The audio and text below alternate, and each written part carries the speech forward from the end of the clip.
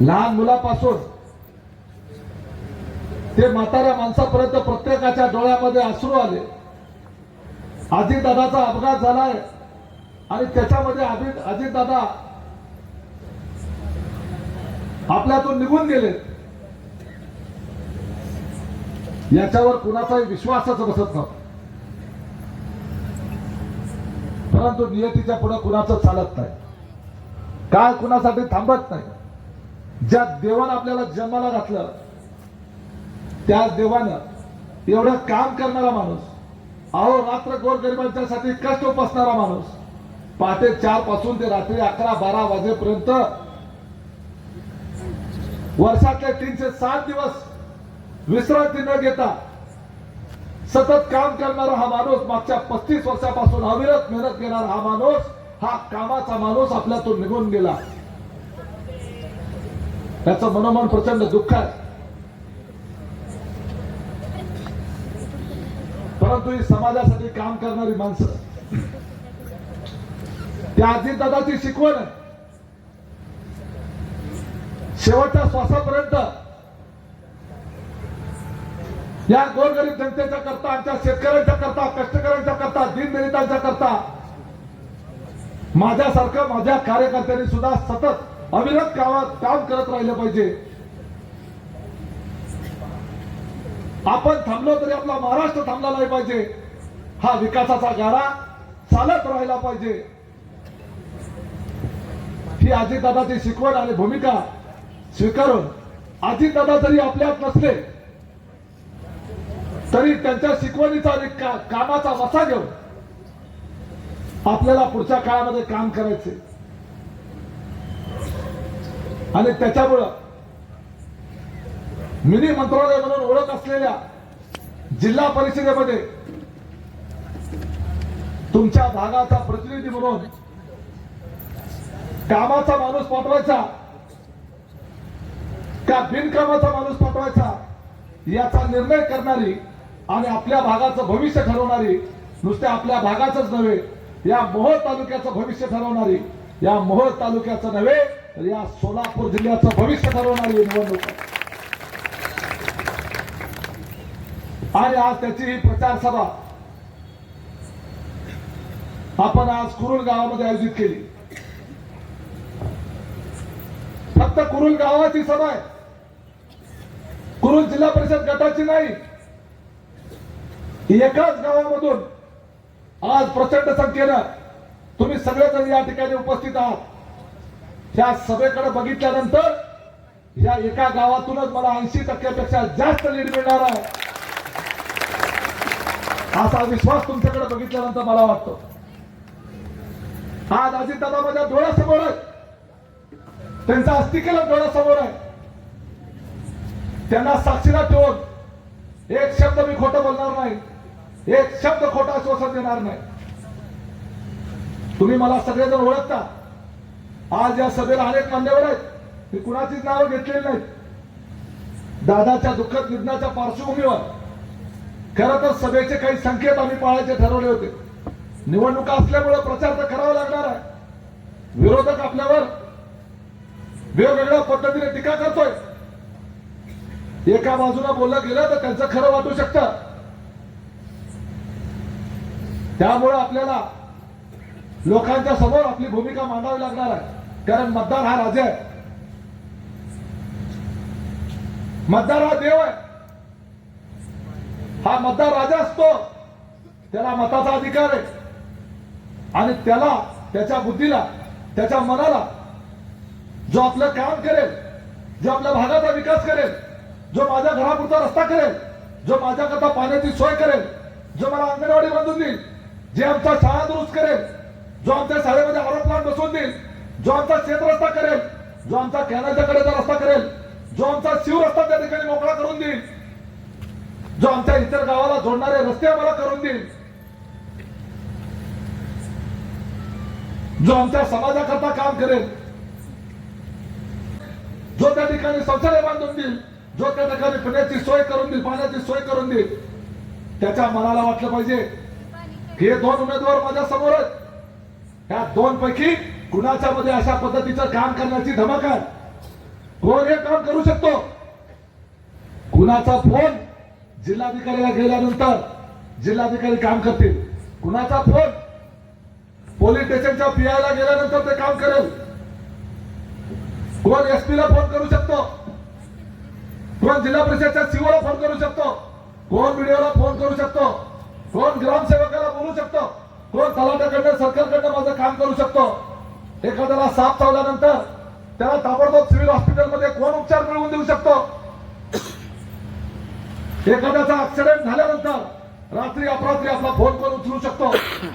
कुणाच्या घरी आपण कुठल्याही वेळेला जाऊ शकतो? अर्ध्या रात्री सुद्धा आपलं काम करू शकणारा, आपला फोन उचलू शकणारा, या दोन पैकी कोण नेमका नेता आपल्या कामाचा आहे? हा निर्णय मतदार घेणारा, लक्षात घ्या. हा निर्णय मतदार घेणार आहे. म्हणून मतदार हा राजा आहे. निवडणुकीमध्ये प्रचार केला आणि भाषण केली म्हणून मतं देतात असं नाहीये. त्याच्यासाठी काम करावं लागतं, त्याच्यासाठी प्रश्न सोडवावे लागतात आणि प्रश्न सोडवण्याच्या करता आधी प्रश्न माहिती असावे लागतात. आज या ठिकाणी अण्णा पाटील आहेत, उज्ज्वलाताई थिटे यांनी त्या ठिकाणी आपल्या समोर भाषण केलेलं आहे. आपल्या तालुक्याचे आमदार राजाभाऊ खरे देखील या ठिकाणी येणार आहेत. शेतकरी संघटनेचे पप्पू पाटील हे देखील या ठिकाणी आहेत. शिवसेनेचे तालुका उपाध्यक्ष विनोद आंबरे व्यासपीठावर आहेत. आमचे नामदेव निकम अण्णा अवताडे आहेत. योगेश भैया जाधव आहेत, चंद्रकांत निकम आहेत, नितीनजी मस्के आहेत, माऊली निकम आहेत, पांडुरंग माळी आहेत, गुरुदेव पाटील, शरद गौर, माणिकजी घोडके, श्रीकांतना पाटील, रघु घोडके, पप्पू तांबोळी, भीमराव गायकवाड, विशालजी जाधव, पंडित जाधव, लक्ष्मण भालेराव, दादासाहेब शिंदे, दिलीपराव पाटील, सुभाषजी पाटील दक्षिण सोलापूरवरून इथं आलेले आहेत. पंढरपूरवरून संतोष चव्हाण आलेले आहेत. पुण्यावरून संजय हाके पाटील इथं आलेले आहेत. आपले जिल्ह्याचे उपाध्यक्ष श्रीकांतजी गायकवाड, सागरजी ताड, आपले युवकचे तालुका अध्यक्ष अजिंक्य क्षीरसागर, सोलापूर जिल्ह्याचे, सोलापूर शहराचे युवकांचे अध्यक्ष सुहास कदम, जे अजितदादांचा अस्थि कलश या ठिकाणी घेऊन आलेले आहेत. आणि त्याचबरोबर मकरंद शिवशेट्टी आणि व्यासपीठावरचे अनेक मान्यवर, आपण सगळ्या माता भगिनी, तरुण मित्र आणि पत्रकार बंधू आणि माझी ज्येष्ठ वडीलधारी मंडळी, आपण सगळे या ठिकाणी उपस्थित आहात. प्रचंड मोठ्या संख्येनं या कुरुल गावातले सर्वसामान्य नागरिक, मतदार बंधू भगिनी या ठिकाणी उपस्थित आहेत. त्यामुळं या जिल्हा परिषदेच्या निवडणुकीमध्ये आपण मतदान कशासाठी? घड्याळाच्या चिन्हावर करायचं. उमेश पाटलाला, उमेश दादाला नरखेडचा मतदारसंघ असताना कुरुलच का निवडला? कुरुलमध्ये या मतदारसंघामध्ये नरखेड सोडून इथं कुरुलमध्ये येऊन निवडणूक लढवण्याचं कारण काय? मला लक्षात द्या कुरुलकरांनो, जर मला जिल्हा परिषद सदस्यच व्हायचं तर मी सहजपणे नरखेडमध्ये उभा राहून 10,000 मतांनी निवडून आलो असतो. मागच्या वेळेला 7,500 मतांनी आलो. आता राजाभाऊ खरे उभारल्यानंतर 8,700 मताचा लीड नरखेड जिल्हा परिषद गटातून दिला. मी राजाभाऊ खरेंना एकही गावामध्ये न फिरता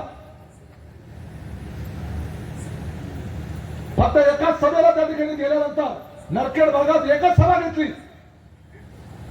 8,700 मताचा लीड दिला. जर मी स्वतः तिथे उभारलो 10,000 मताच्या लीडने मी तिकडून आलो असतो.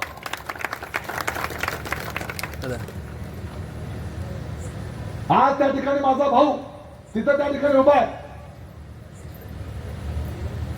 मी तिथं उभा नाहीये, कुरुलमध्ये उभारलोय.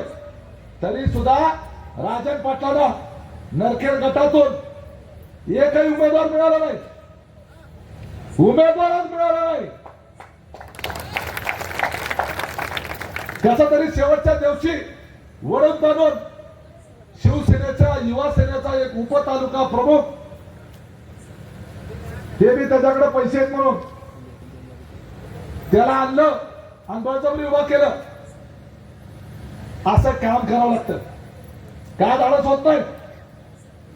का कोण उमेदवार तयार झाला नाही? आज त्या ठिकाणी रथी महारथी एकेकाची नावं घेतली.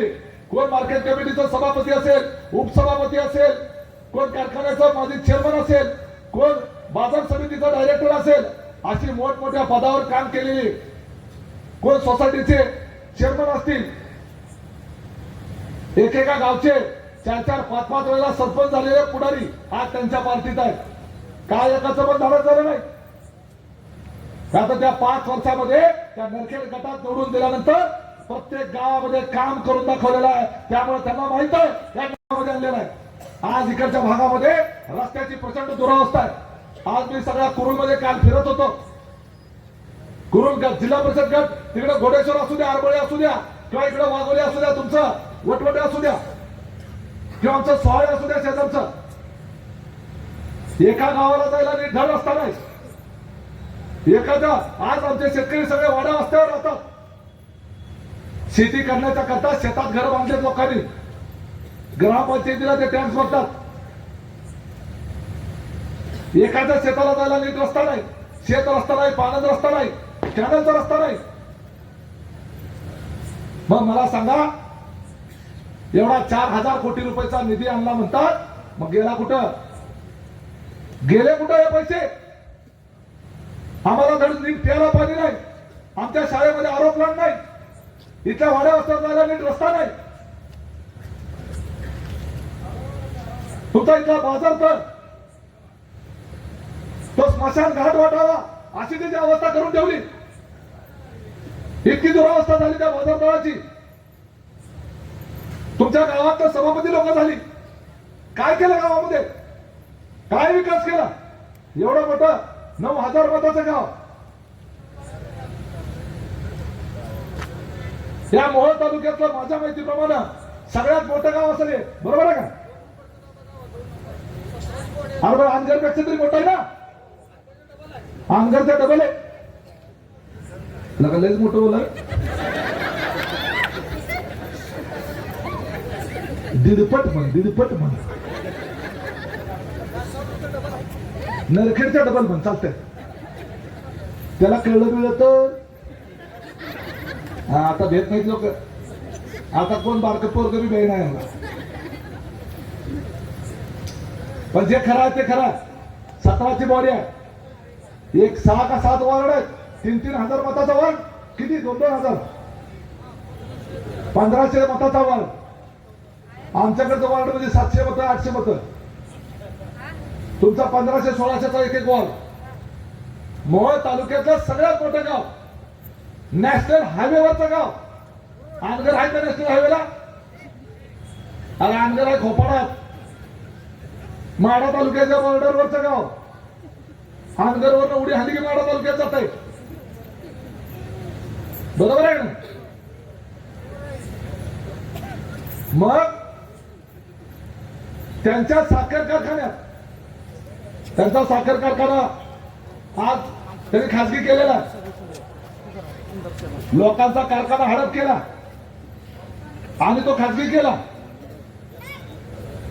काय झालं? या सभेसाठी मोहोळ तालुक्याचे लोकप्रिय आमदार, दमदार आमदार आदरणीय राजेभाऊ खरे यांचं आगमन होते. लक्ष्मणासाठी राम आलाय. उमेश दादा, लक्ष्मणासाठी राम आलाय आपले आदरणीय खरे दादा. या आपले सन्माननीय आमदार, दमदार आमदार, लोकप्रिय आमदार राजेभाऊ खरे यांचं स्वागत आहे. धन्यवाद. माझ्या प्रचार सभेकरता राजाभाऊ आलेले आहेत. आपलं मनपूर्वक स्वागत आहे.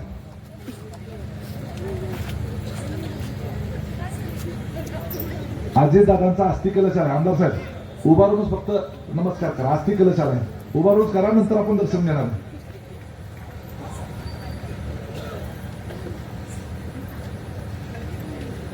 एवढं मोठं गाव,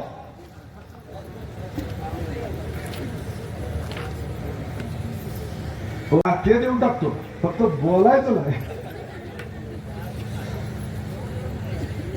अनगर हे कुरुलपेक्षा लहान गाव. पेनूर अनगरपेक्षा मोठा आहे. पाटकुल अनगरपेक्षा मोठा आहे. कुरुल अनगरपेक्षा मोठा आहे. कामती अनगरपेक्षा मोठा आहे.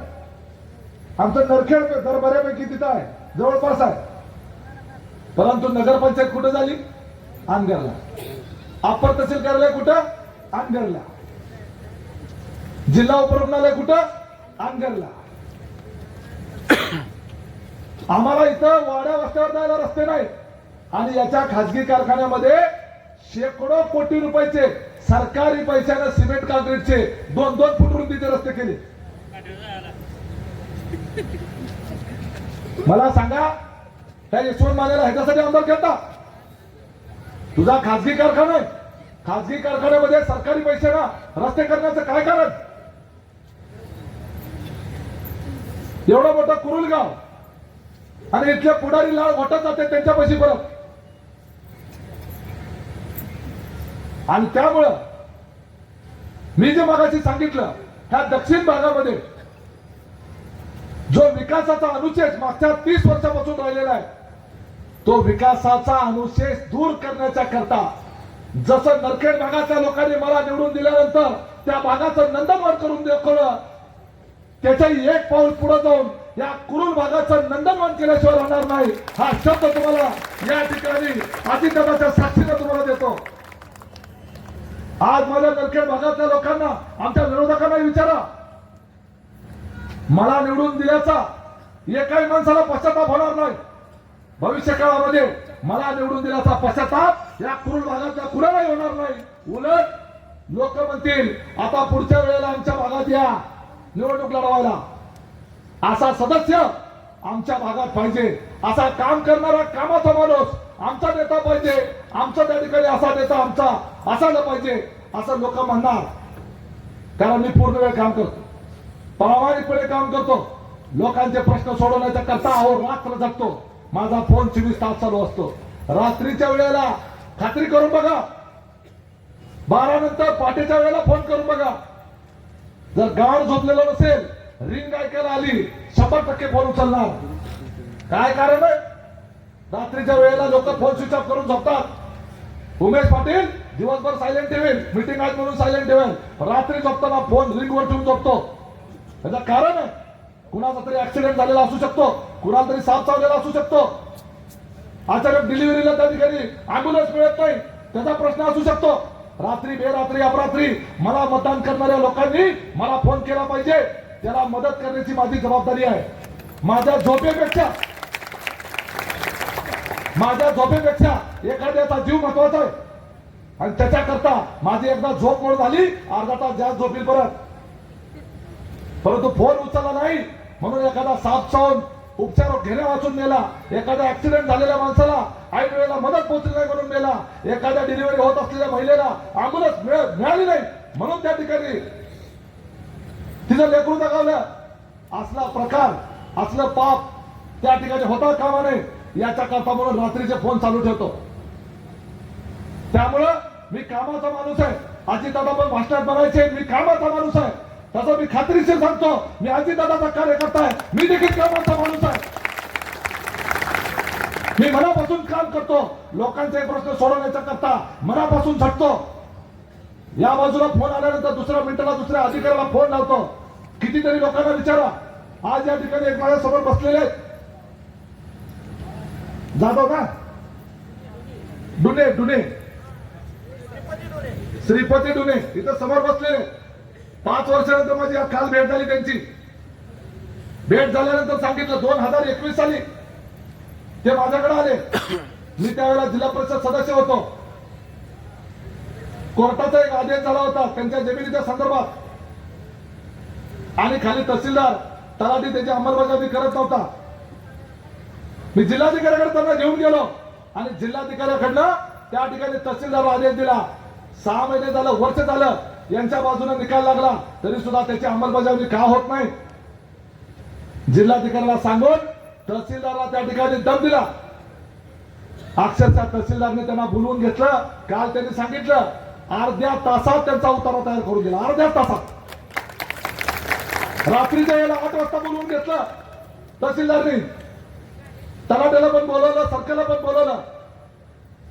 मला सांगा 2021 साली हा कुरुल मतदारसंघ ओपन होणार होता मला माहित आहे. मी इकडे निवडणूक लढवायला येणार हे तरी कुठे माहित होतं. परंतु अडचणीत असलेल्या माणसाला जर त्याच्यावर अन्याय होत असेल तर त्याला न्याय देण्याचा करता त्यांना मी जिल्हाधिकाऱ्याकडे घेऊन गेलो आणि कलेक्टरकडनं त्यांचं काम करून दिलं. आपल्याला काम करायची सवय आहे आणि त्यामुळं आपल्याला या भागामध्ये जिल्हा परिषदेच्या निवडणुकीच्या माध्यमातून, हे निवडणूक म्हणजे फक्त माध्यम आहे, या भागाचं आपल्याला कायापालट करायचं आहे आणि हे विकासाचं मॉडेल उद्याच्या या मोहोळ तालुक्यातले बाकीचे जिल्हा परिषदचे गट किंवा सोलापूर जिल्ह्यातले इतर जिल्हा परिषद गटाची गावं एकीकडं आणि हा कुरूर जिल्हा परिषद गटाची गावं एकीकडं. तुम्हाला शब्द देतो अजिताबाईच्या साक्षीनं, तुमचा एक क्षेत्र रस्ता, एक पाणंद रस्ता, एक शिवरस्ता, एकही केळांचा रस्ता शिल्लक ठेवत नाही. सगळ्याचे सगळे खालीकरण करून दाखवतो.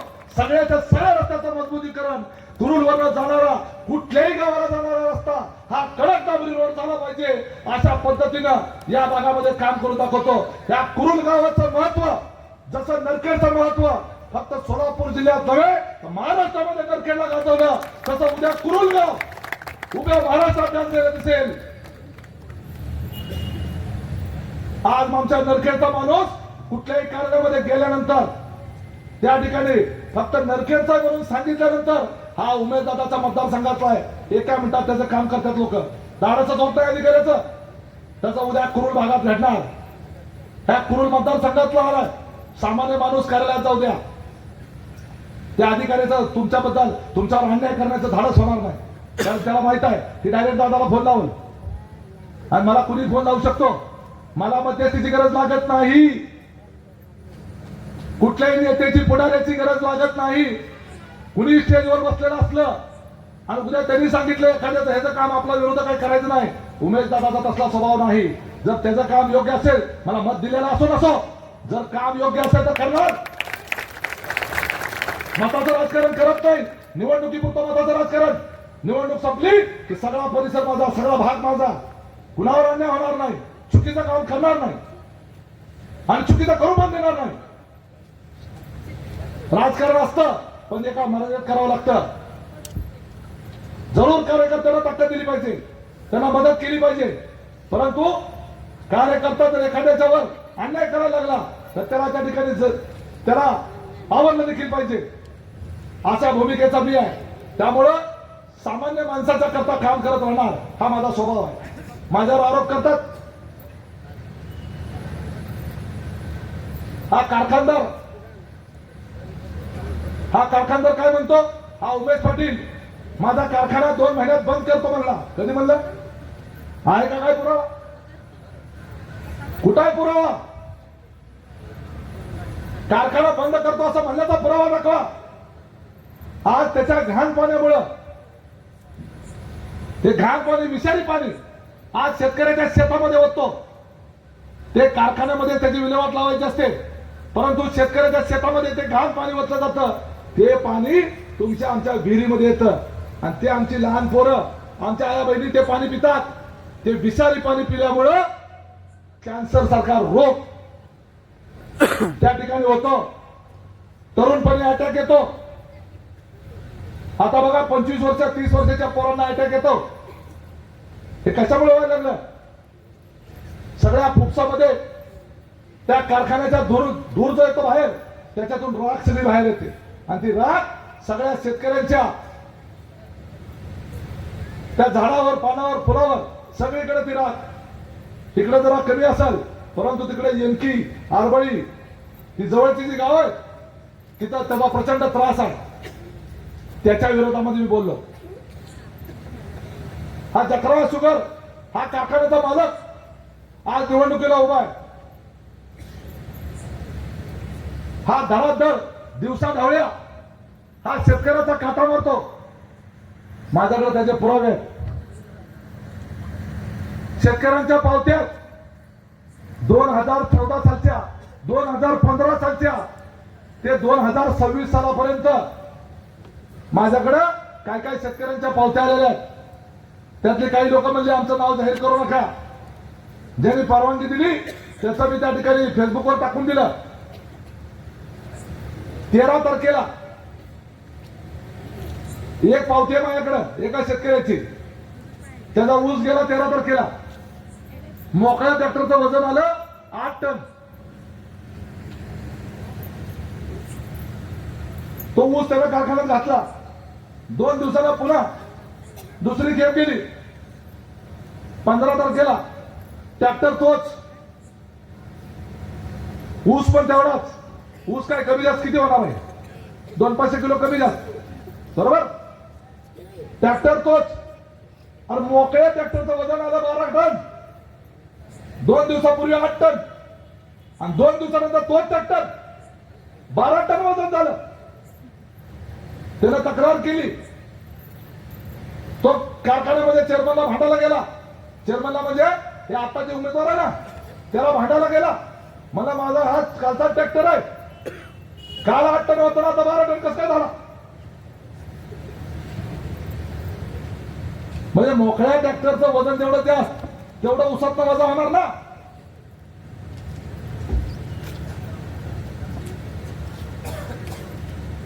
ज्याने ती पावती दिली पाहिजे तर त्यांना विचारा. शिवाजी पाटील नाव आहे त्यांचं, कोथाळ्याचे माजी बँक इन्स्पेक्टर आहेत, सुशिक्षित शेतकरी आहे. त्याच्या पावतीचं उदाहरण सांगतो मी. कोथाळ्याचा शेतकरी आहे, तर त्याला काय म्हणतो हा एवढी, हा सचिन जाधव म्हणतो ट्रॅक्टरच्या टायराला चिखल लागला असत.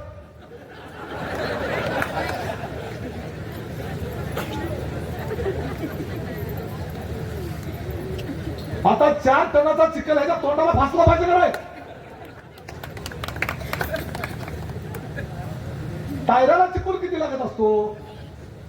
हाताच्या मुठीत बसले एवढा चिखल 4-4 टनाचा चिखल असतो का? अरे सगळे दोन्ही टायरांची 8 टायर आणि ट्रॅक्टरची 4 टायर, त्याच्यात भरलेल्या पाण्यासकट नट बोलता सकट जरी वजन केलं तरी 700 किलोच्या वर जायचं नाही. 4-4 टनाचा काटा आणतो. एका एकरात किती खेपा होत्यात? 4 खेपा, बरोबर.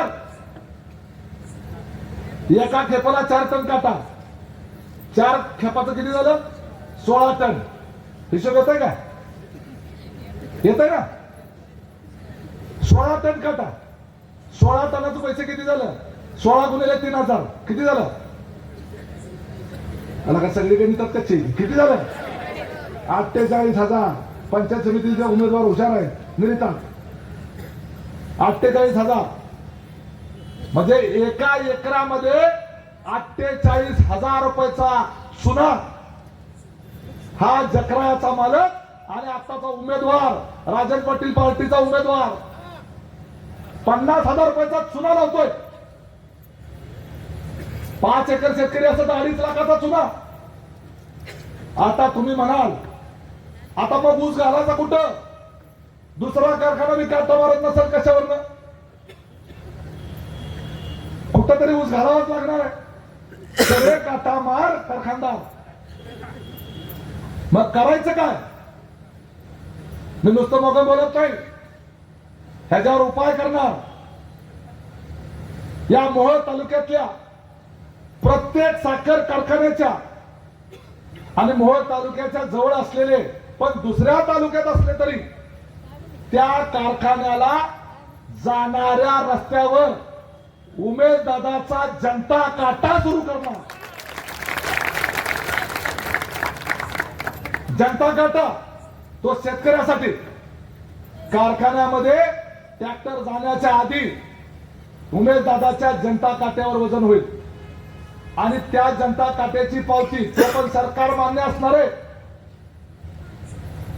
त्या जनता काट्याची पावती घ्यायची, मग कारखान्यात गाडी घेऊन जायची. काय जण म्हणले आमचा ऊस खाली करून घेतला नाही तर? मी म्हणलं त्याचा बाप खाली करून घेईल. खाली कसा करून घेत नाही? जर असं कोणाला वाटलं मला बोलवा, त्या ट्रॅक्टरवर बसून मी आतील कारखान्याच्या त्याच्या कसाटीला धरून कारखान्यात ऊस खाली करायला लावेल. म्हणून या लोकांना माझी भीती वाटते, कारण कुणाच्या बापाला घाबरत नाही.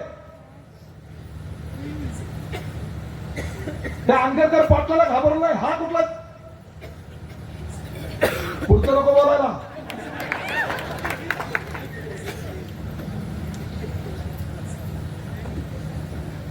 अहो ह्याला पोलीस स्टेशनला धरून नेला होता एकदा. अण्णा साहेब तो किस्सा तर लय मजेशीर आहे. ह्या तुमच्या आता उभारलेला उमेदवार जो आहे काल कुठेतरी लय ताव आल्यासारखा बोलत होता. माझ्या तोंडावर बोलून दाखवा बरं. हिंमत असेल तर माझ्या तोंडावर बोलून दाखव. काल फार लय मोठं मोठं बोलत होता. त्याला पोलीस स्टेशनला धरून नेला. कुणीतरी याच्यावर पॉस्कोची केस केली. पॉस्को माहिती आहे का तुम्हाला? अल्पवयीन मुलीच्या संदर्भातली. आता ती खोटी केस होती. मी खोटा आरोप करणार नाही. खोटी केस केली होती. पण केली कुणी होती? राजन पाटलांनी करायला लावली होती.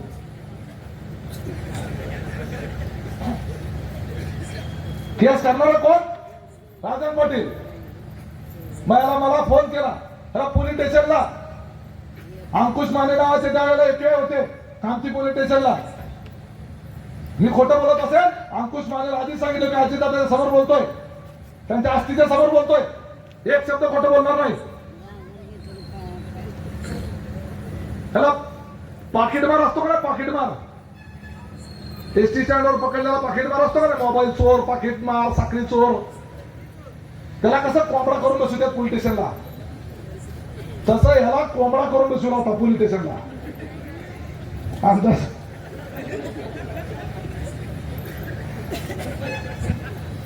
लयच मोठा चोर असाल तर त्याला कापडं काढून चडीवर बसू द्या कोंबडा करून. ही जरा मोठा चोर होता म्हणून कापडा सकट बसवला होता.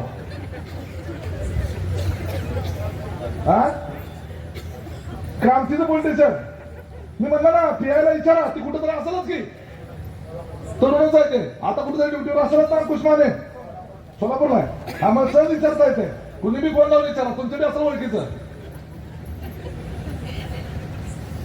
मला फोन आला, दादा म्हणला त्या राजन पाटलांनी माझ्यावर खोटी केस केली आणि मला इथं पोलीस स्टेशनला आणून बसवलंय आणि कोंबडा करून बसवलंय.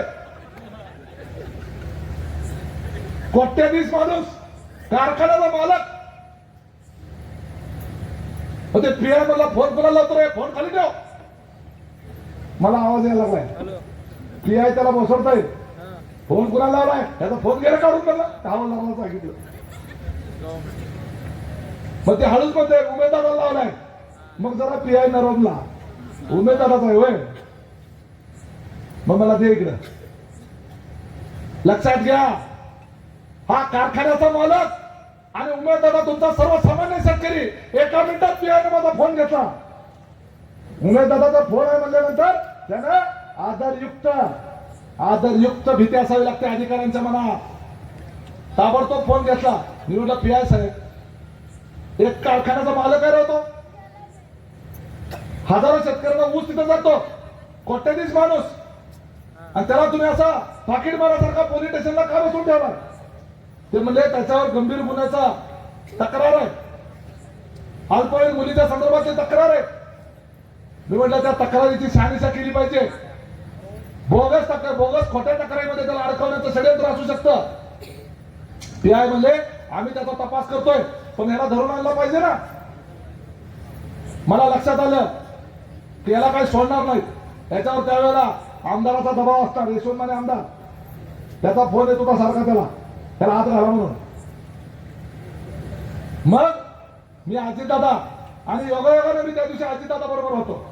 योगायोगानं पुण्यावरनं बारामतीला चाललो होतो आणि मोरगाव माहिती आहे ना, गणपती, मोरगावचा गणपती, त्या ठिकाणी दादा त्या ठिकाणी सर्किट हाऊसला वॉशरूम साठी गेले आणि तेवढ्यात त्याचा फोन आलता. एक मिनिट इथं साक्षीदार पण आहे त्याचा. बरोबर ही माझा सोबत होता. बघा सत्पत चव्हाण, काय योग आहे, काय योग आहे. ही पंढरपूरचा, ती माझ्या प्रेमाखातर आलं इथं सभेला. पंढरपूरचा आहे, तिकडचा देगाव, नारायण चिंचोलीचा. ह्याचं काम होतं म्हणून अजितदादाकडे गेलो होतो. आणि दादा वेळ मिळाला नाही, दादा म्हणजे बस माझ्या गाडीत, म्हणून गाडीत गेलो. आणि त्या मोरगावचे तिथं असताना ह्या सचिन जाधवचा मला फोन आला, पोलिसांनी धरून नेले म्हणून. मग अजितदादा तिथं सर्किट हाऊस मध्ये उतरल्यानंतर दादाला म्हटलं असं असं त्या जकरा या कारखान्याच्या मालकाला त्या राजन पाटलांनी षडयंत्र करून खोटी केस करून त्याला पोलीस स्टेशनला आणले, त्याला मदत केली पाहिजे. अजितदादांनी एसपीला फोन लावला. आमदार साहेब त्यावेळेला तेजस्विनी सातपुते त्या सोलापूरच्या एसपी होत्या, त्यांना फोन लावला आणि त्यांनी सांगितलं दादांनी एखाद्या उद्योजकावर अशा पद्धतीनं राजकीय हेतून कुठली कारवाई होता कामा नये, ते नीट तपासा आणि खोटा गुन्हा असेल तर त्या पीआयला ताबडतोब तिथून त्याची ट्रान्सफर करा, नाही तर सस्पेंड करा.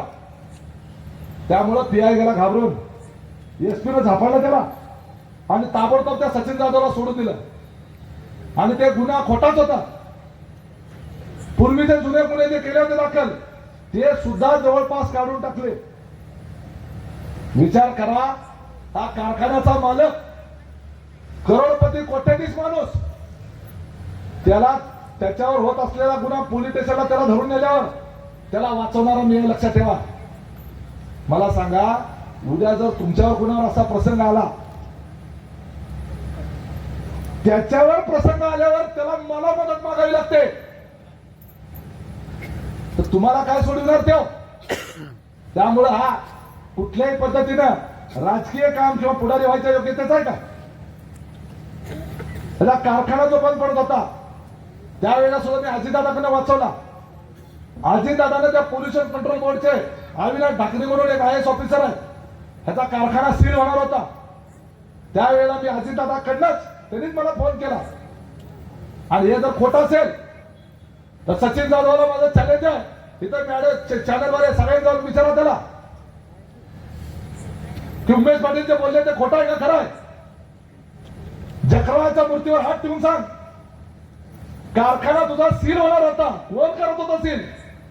कोण बंद पडणार होता? राजन पाटलाच्या तक्रारीवर ना, राजन पाटलाच्या कार्यकर्त्यांनी तक्रार केली, तो कारखाना बंद करणार होते. परंतु दादांनी सांगितलं त्या अधिकाऱ्याला, त्याला दंड करा, त्या दुरुस्त्या करायला, ते घाण पाणी, ते धूर, ती राख, त्याला 6 महिन्याची मुदत द्या, त्याच्यावर उपाययोजना करायला. परंतु एखादा कारखाना बंद करणे हा उपाय नाही. ऐन सीझन मध्ये कारखाना बंद पडला तर शेतकऱ्याचं नुकसान होईल. आणि म्हणून करता त्यावेळेला त्यांनी मला फोन केला, मी अजितदादाला सांगितलं, दादाकडनं त्या अविनाश ढाकणे म्हणून साहेब होते, त्यांना फोन केला आणि ह्याचा कारखाना त्यावेळेला बंद पडण्यापासून वाचवला. बंद पडणारा कारखाना वाचवणारा मी आहे. आणि ज्याच्या नेतृत्वात तो निवडणूक लढवतोय तोच तुझा कारखाना बंद करायला निघाला होता. आज माझ्यावर आरोप करता. त्यामुळे असा जो काटा चोर, खोटं बोलणारा, ज्या अजितदादानं तुला जेलमध्ये जाण्यापासून वाचवलं, तुझा कारखाना बंद करण्यापासून वाचवलं, त्या अजितदादाचा घड्याळ तुम्ही संपवायला निघाला. ही नतद्रष्ट माणसं आहे, तेवढं लक्षात ठेवा. त्यामुळं ह्या अशा लोकांच्या नादाला लागू नका. या कुरुलमध्ये भरपूर प्रश्न, लईच मोठं गाव आहे. 4 वेळा आमदार साहेब फिरतोय तरी संपत ना. त्या कोपऱ्याचं त्या कोपऱ्याला, त्या कोपऱ्याचं ह्या कोपऱ्याला खेळणं मला लक्षात, गोल गोल घुमतंय सगळं. इकडून 5 किलोमीटर तर हाय कुरुलाचा घर, संपतंय का नाही कुरून? इकडे 5-6 किलोमीटर गेलं हायच लोक. इकडल्या बाजूला आहेत, इकडे आहेत, तिकडे आहेत, इकडल्या बाजूला आहेत, कुणीकडे बी जावा, लयच मोठं गाव आहे. आणि सगळी वाडा रस्त्यावर राहतात. गाव पण मोठं आहे आणि सगळं शिवार पण मोठं आहे. 5-7 किलोमीटरचा शिवार आहे आमदार साहेब. आणि त्यामुळं इथला रस्त्याचा प्रश्न फार गंभीर आहे. आणि सगळ्यात महत्वाचा आमदार साहेब, आपण आज त्या ठिकाणी सुनेत्राबाईंनी राज्याच्या उपमुख्यमंत्री झाला, तुम्ही आज सत्ताधारी पक्षाचे आमदार झाला ना, ते गुपित रहस्य आहे का उघड रहस्य?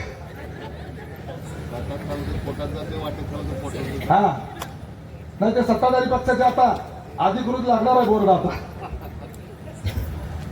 आम्ही त्या ठिकाणी प्रश्न सोडवण्याची जबाबदारी घेणार आहोत.